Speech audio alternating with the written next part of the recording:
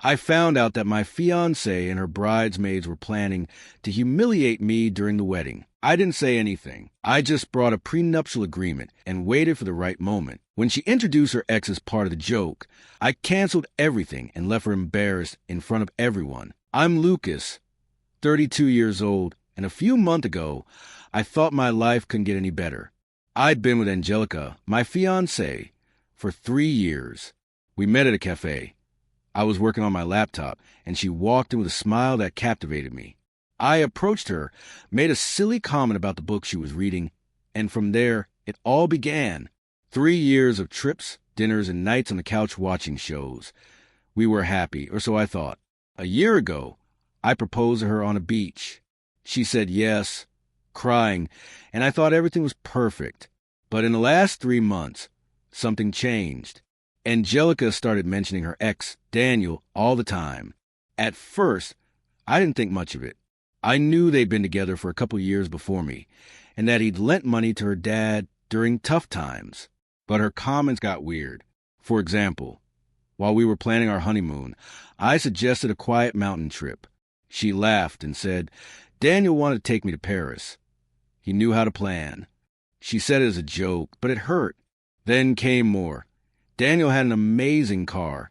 Daniel always paid for everything. Every time she mentioned him, I felt like she was comparing me, and I came up short. She also started acting strange with her phone. Before, she'd leave it lying around, but now she hid it. Once, I caught her laughing at a message and asked what it was. She said it was a meme, but when I asked to see it, she changed the subject. She started going out more with her friends, always vague about where she was. One night, she said she was having dinner with her bridesmaids to plan the wedding, but she came back at 2 a.m., smelling of liquor, saying time got away from them.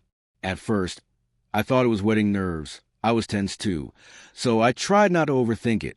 But one night, everything fell apart. I was watching a movie when her phone buzzed. She was in the shower, and I picked it up. It was a message from Carla, one of her bridesmaids. Daniel's ready for surprise at the wedding. It's going to be epic. Haha. My heart stopped. A surprise with Daniel? I tried to unlock the phone, but it had a new password. Something she'd never done before. I didn't sleep that night. I knew something was wrong, but I didn't want to confront her without proof. I've always been the type to think before acting, so I decided to investigate. I checked her social media when she wasn't around. I noticed Daniel liked everything she posted. Something new. In a photo with her friends, I saw him in the background at a bar, laughing with a drink. Angelica had said she was with him that night, but never mentioned Daniel. I didn't want to believe she was cheating, not after 3 years, but I dug deeper. One night, while she slept, I checked her laptop. Her email was open, and I found messages between her, Carla, and Sophia, another bridesmaid. They talked about the wedding, but also a joke involving Daniel. It's going to be the funniest moment, Carla wrote. Lucas doesn't suspect a thing, Angelica replied with a laughing emoji. I felt like I'd been stabbed. I didn't know exactly what they were planning, but it sounded like they wanted to humiliate me in front of everyone. I could have confronted her right there, yelled, "Ended it all," but I didn't. If they wanted to play, I could too. I decided to teach them a lesson, but my way. The next day, I called Marcella, a lawyer friend from college. I told her everything.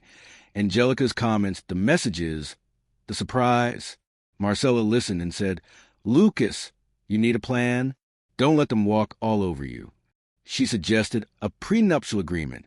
I'm not rich, but I have savings, a car I bought before meeting her, and an apartment I inherited. The agreement included a special clause. If anyone committed public humiliation during the wedding, they'd lose any financial rights. It was a trap for the exact moment of her joke. I didn't tell Angelica anything. I acted normal, like I didn't know. When she made comment about Daniel or proud of me, I smiled and changed the subject, but inside, I was furious and ready. Marcella and I reviewed every detail of the agreement. I signed it and kept it in my briefcase. No one, not even my friends, knew what I was planning. The days before the wedding, Angelica grew more distant, spending hours with her bridesmaids, laughing and planning. I made sure everything was set with Marcella. The night before, Angelica hugged me and said she loved me. I almost believed her, but I remembered the messages. I wasn't going to fall for it. The next day, the surprise would be mine. The wedding day arrived. I put on my suit and acted like the perfect groom. The ceremony was in an elegant venue with family and friends from both sides.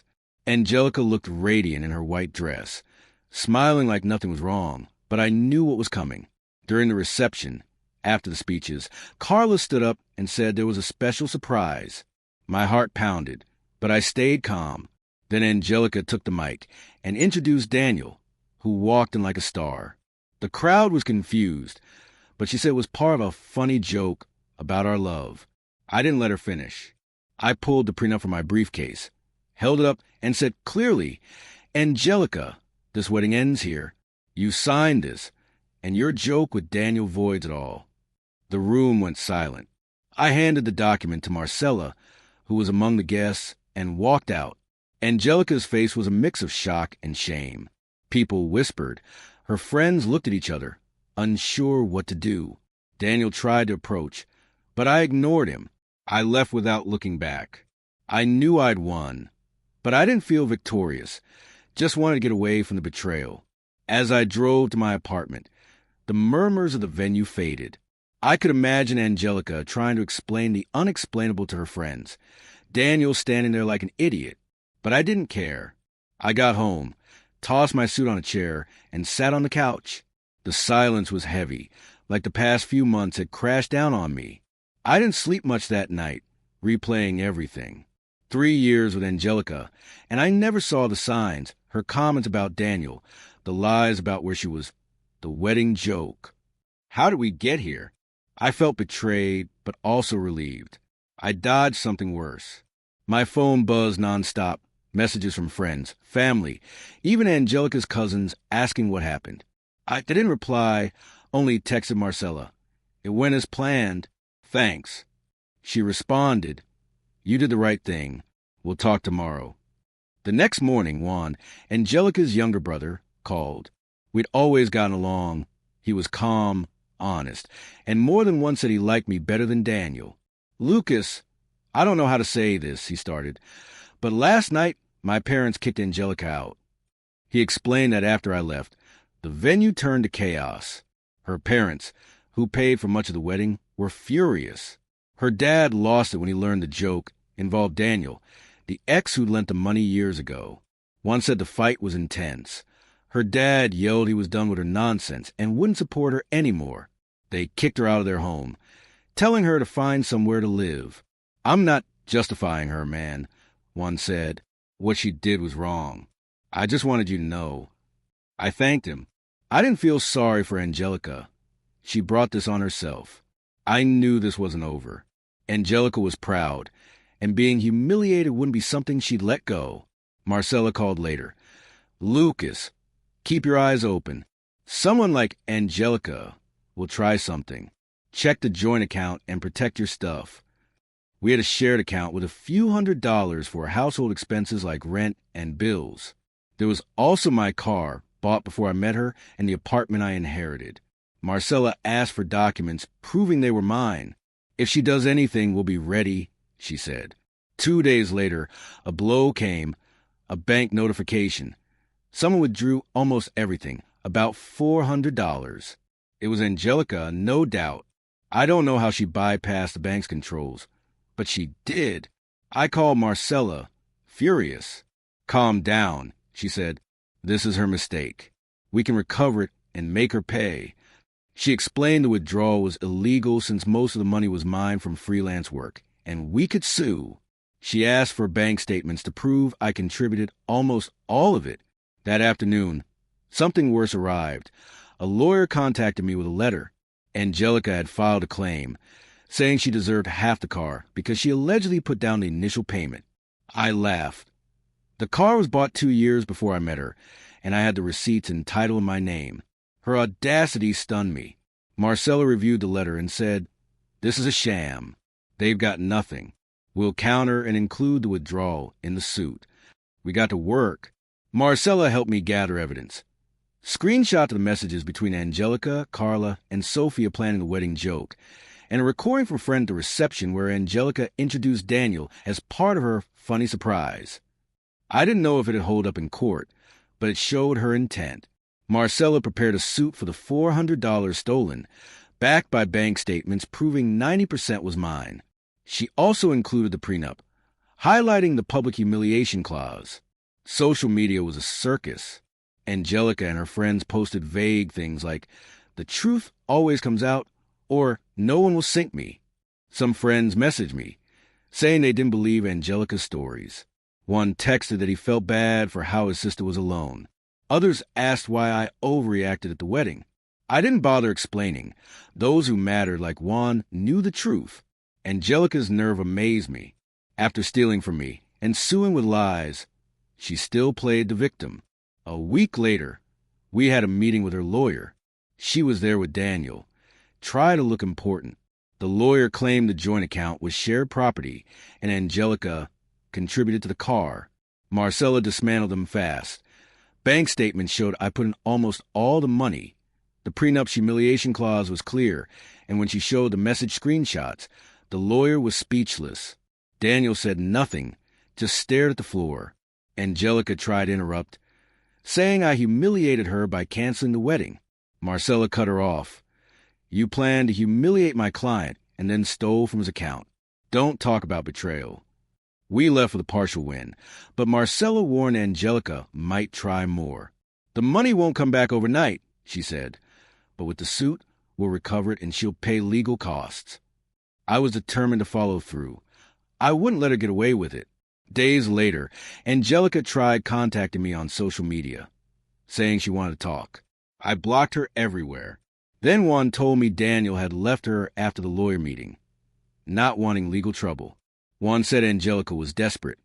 Without her parents or Daniel, she'd moved into a small apartment with Carla, but even Carla was fed up with her drama. One told me Angelica spent days complaining, saying I ruined her life. She brought this on herself. "Lucas," one said, "I never thought my sister would sink so low." I thanked him and said we'd stay in touch. I liked him and felt bad he was caught in her mess. My life started to improve. I got back to freelance projects, went out with friends, and the pain of betrayal faded. Marcella was key, not just a great lawyer, but she understood me. We talked for hours, not just about the case, but about life. She'd been through a bad breakup and shared how she moved on. Her stories made me laugh, and I started seeing her differently. I didn't want to rush anything, but there was something between us. One night, after a case meeting, I invited her for coffee, not as my lawyer, but as a friend. She agreed, and we talked about everything but Angelica. It was the first time in months I felt good, but not everything was resolved. The $400 lawsuit was ongoing, and Marcella warned Angelica might try more. "Someone like her doesn't give up easily," she said, "but neither do we." Days later, one told me Angelica was worse off, without Daniel, who left to avoid legal issues, and without her parents, she was on the brink.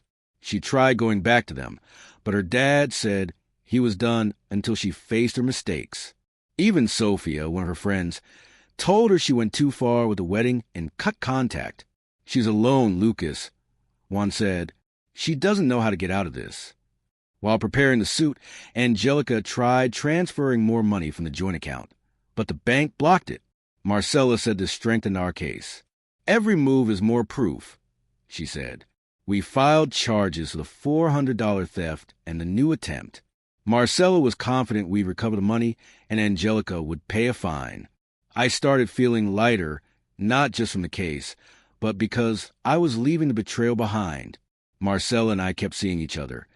And though I didn't want to admit, I felt something for her, not just for her help, but how she made me feel.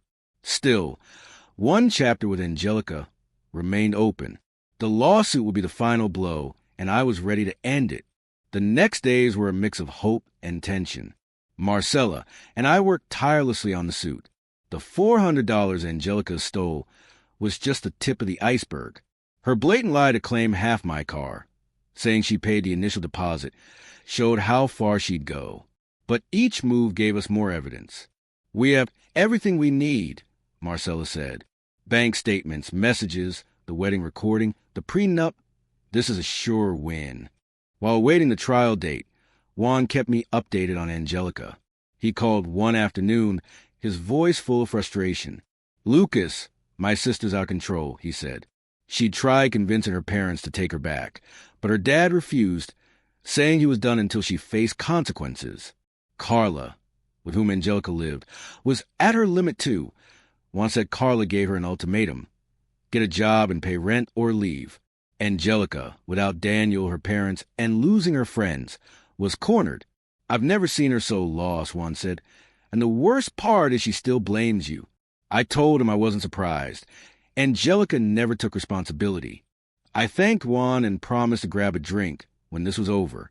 "You're good people, man," he said. I wish my sister had valued that. The lawsuit moved fast. Marcella filed a motion to expedite, arguing the $400 theft was a clear crime. She also requested damages for emotional stress from Angelica's false car claim. "We'll make her pay more than just the stolen money," Marcella said with a smile. I liked her determination. She wasn't just a lawyer. She fought for what was right. A couple of weeks later, the trial day came. I put on my best suit, though I couldn't help remembering the last time I dressed up for the wedding that never happened. Marcella met me at the courthouse, impeccable as always. "Ready?" she asked. "Let's close this." Inside, I saw Angelica with her lawyer, a tired-looking guy who seemed to know he was at a disadvantage. Daniel was nowhere in sight, which didn't surprise me. One said he'd cut all contact after the lawyer meeting to avoid legal trouble. The trial was quicker than I expected. Marcella presented the evidence with surgical precision. Bank statements showed I funded nearly all the joint account. Message screenshots between Angelica and Carla, and Sophia proved they planned to humiliate me at the wedding. The reception recording, though not strong legal evidence, added context to her intent. And the prenup's public humiliation clause was a cherry on top.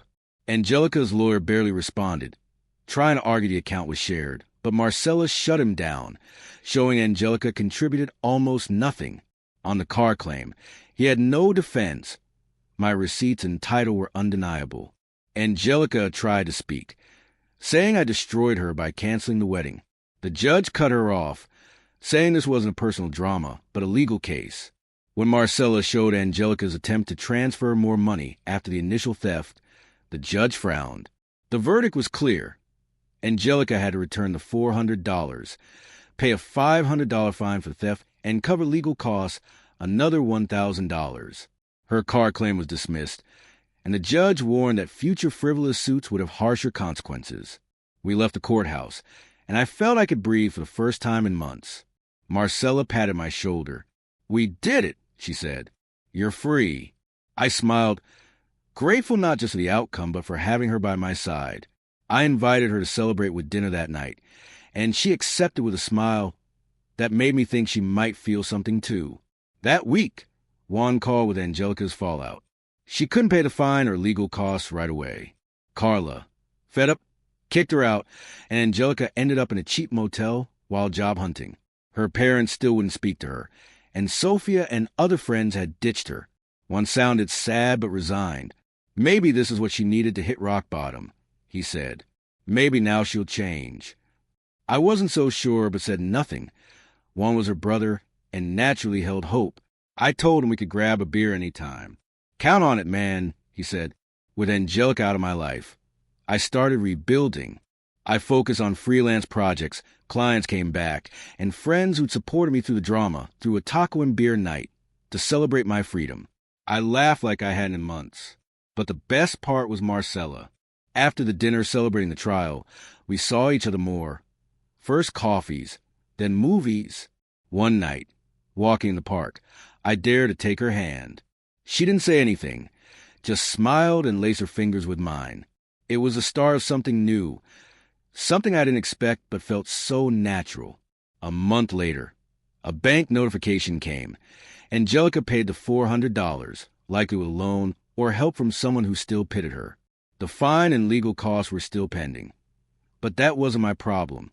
Marcella said Angelica couldn't legally bother me again without serious trouble. "You're clear," she said. "Now live your life." And I did. With Marcella, I started building something real, a connection based on respect and trust, things I never had with Angelica. Juan and I stayed in touch, and though he rarely mentioned his sister, I heard she was working at a call center, trying to move forward. I felt no resentment. What she did was unforgivable, but it no longer had power over me. Looking back, Angelica's betrayal was a hard blow, but also a lesson. It taught me to value the people who truly matter. Juan, my friends, and now Marcella. It taught me to trust myself, not ignore the signs, and gave me a chance to start anew, stronger and clearer about what I want. Walking with Marcella one afternoon, the sun setting and a cool breeze blowing, I knew I'd close that chapter for good. What came next was mine, and I was ready to live it. Thanks for watching. Let us know what you think in the comments, and subscribe for more daily stories.